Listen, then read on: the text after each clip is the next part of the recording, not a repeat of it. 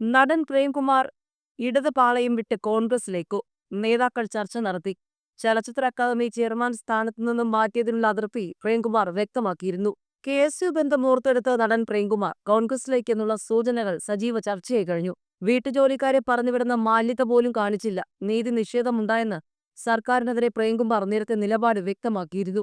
നടൻ പ്രേംകുമാർ കോൺഗ്രസിലേക്ക് എന്ന സൂചന. കോൺഗ്രസ് നേതൃത്വം പ്രേംകുമാറുമായി ചർച്ച നടത്തി. ചലച്ചിത്ര അക്കാദമി ചെയർമാൻ സ്ഥാനത്തു നിന്നും മാറ്റിയതിനുള്ള അതൃപ്തി കഴിഞ്ഞ ദിവസം പ്രേംകുമാർ വ്യക്തമാക്കിയിരുന്നു. ഇതിന് പിന്നാലെയാണ് പ്രേംകുമാറിനെ കോൺഗ്രസിൽ എത്തിക്കാനുള്ള ശ്രമം നടത്തുന്നത്.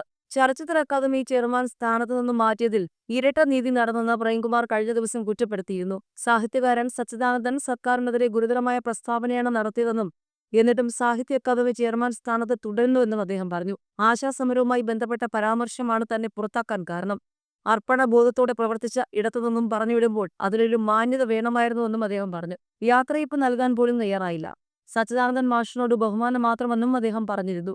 സർക്കാരിനും CPM-നുമെതിരെ തുറന്നടിച്ച മുൻ ചലച്ചിത്ര അക്കാദമി ചെയർമാനും നടനുമായ പ്രേംകുമാർ ഏതായാലും കോൺഗ്രസിലേക്ക് എത്തുമോ എന്നുള്ളതാണ് ഇനി അറിയേണ്ടത്. യാത്രയയപ്പിന് സമയം പോലും നൽകാതെ സ്ഥാനത്ത് നിന്നും നീക്കിയത് അതിനെതിരെ പ്രേംകുമാർ തുറന്നടിച്ചിരുന്നു. ഏതായാലും പ്രേംകുമാറിന്റെ പ്രതികരണങ്ങൾ CPM-ൽ നിന്നും അകലുന്നതിന്റെ സൂചനയാണ്. മാത്രമല്ല, കോളേജ് കാലത്ത് താൻ KSU ആയിരുന്നെന്ന് പ്രേംകുമാർ കഴിഞ്ഞ ദിവസം പറഞ്ഞിരുന്നു. ഇത് കോൺഗ്രസിലേക്ക് അടുക്കുന്നതിന്റെ സൂചനയാണെന്നാണ് വിവരം. താനും കോളേജിൽ പഠിക്കുമ്പോൾ KSU സ്ഥാനാർത്ഥിയായിട്ട് മത്സരിച്ചയാളാണ്.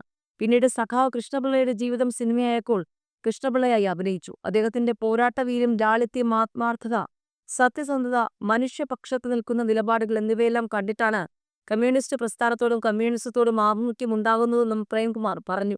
വീട്ടിൽ സ്ഥിരമായി ജോലിക്ക് വരുന്ന ഒരാൾ ഇനി വരണ്ട എന്ന് തീരുമാനിച്ചാൽ തലേദിവസം മാന്യമായി പറയും. കൂലി ബാക്കിയുണ്ടെങ്കിൽ വാങ്ങിക്കണം. എന്തെങ്കിലും സാധനം വെച്ചിട്ടുണ്ടെങ്കിൽ അത് എടുത്തുകൊണ്ട് പോകണമെന്ന് പറയും. അതൊരു സാമാന്യ മര്യാദയാണ്. ആ മര്യാദ എന്റെ കാര്യത്തിൽ കണ്ടില്ല. പിന്നീട് നടന്ന സാംസ്കാരിക സംഗമത്തെക്കുറിച്ച് പോലും അറിയിപ്പോ ക്ഷണമോ ലഭിച്ചില്ല. സച്ചിദാനന്ദൻ മാഷുമായി താരതമ്യം ചെയ്യാൻ താൻ ഒന്നുമില്ല. പക്ഷെ കേരളത്തിലെ പ്രധാനപ്പെട്ട 2 സാംസ്കാരിക സ്ഥാപനങ്ങളാണ് സാഹിത്യ അക്കാദമിയും ചലച്ചിത്ര അക്കാദമിയും. അവിടെ ഒരാളോട് ഇങ്ങനെയൊരു പ്രതികരണത്തിന്റെ പേരിൽ വിവേചനം കാണിക്കുന്നു. അപ്പോൾ മാഷിന് എനിക്കില്ലാത്ത എന്തോ അത്ഭുത ശ്രദ്ധയുണ്ടെന്ന് എനിക്ക് തോന്നി. അദ്ദേഹം ഇപ്പോഴും ആ സ്ഥാനത്ത് തുടരുകയാണ്. അദ്ദേഹം തുടരുന്നതിൽ എനിക്ക് അഭിപ്രായമൊന്നുമില്ല. അദ്ദേഹത്തിന്റെ പ്രസ്താവനകളെക്കുറിച്ചുള്ള പ്രതികരണവുമല്ല ഇത്. നീതി നിഷേധമുണ്ടായെന്നും പ്രേംകുമാർ കൂട്ടിച്ചേർത്തു.